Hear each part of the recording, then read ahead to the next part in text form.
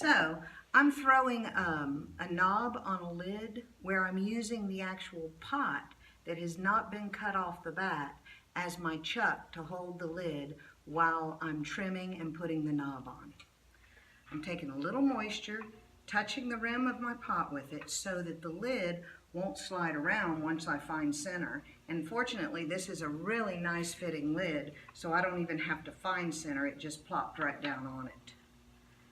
I'm going to take my trimming tool. This is just one of those loop Dulons, and I'm just going to use the outside edge of the tool, but I love to rest my thumb against this edge here, so I use this tool a lot. I feel like I have a lot of control with both hands when I do it this way.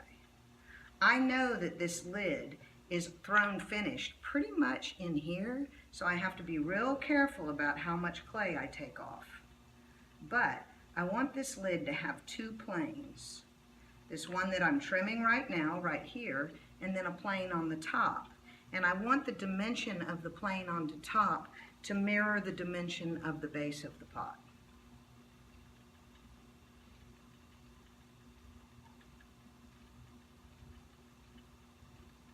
The reason I do that is because I think it's nice when the narrowest point of a pot is repeated somewhere else. You kind of subconsciously see the cylinder that runs through the form and makes it a stronger piece. Okay, so I'm close to having that all cleaned up.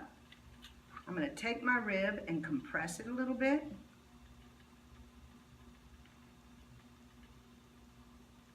And now I need to throw a knob on there. So I'm not even going to lift this lid up. I'm just going to go from this point to scoring the middle.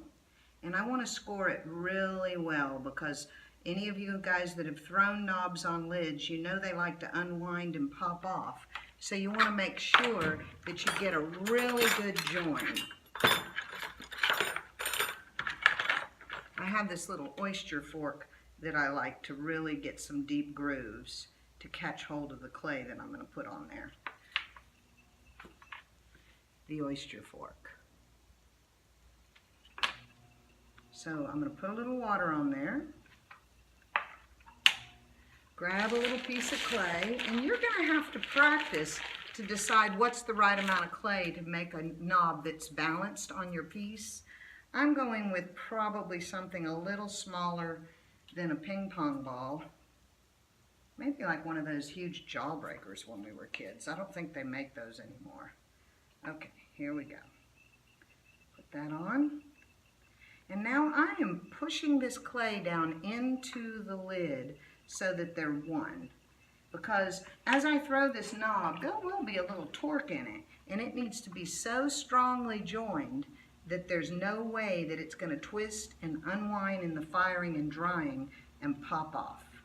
So I'm compressing it downward, making sure I have a really good join to this lid.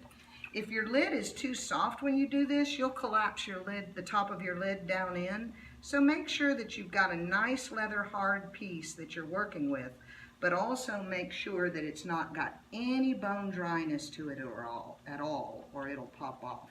So I'm working a little bit right now on this transition right there, which is really important, how a knob fits a pot in terms of how it transitions into the lid. I want it to look like it's always been there. I don't want it to look stuck on. So I'm compressing the clay down a little bit now to lower the profile of the knob to where I like it. That's an aesthetic decision. And I want the rim weight of this knob to be the same as the rim weight of the lid. Sometimes you don't have an eye for things like that, and you need to develop it because you can't quite figure out why something's off. But it can be as simple as rim weights. So now I've got this transition right here, and I'm going to take my pinky and just put a little throwing swirl into the top of that knob that just makes some interest.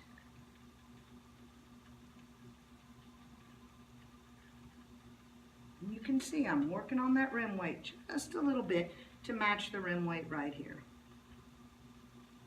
I'm going to give a little more narrowing in the knob right there, and that suits me. Thank you.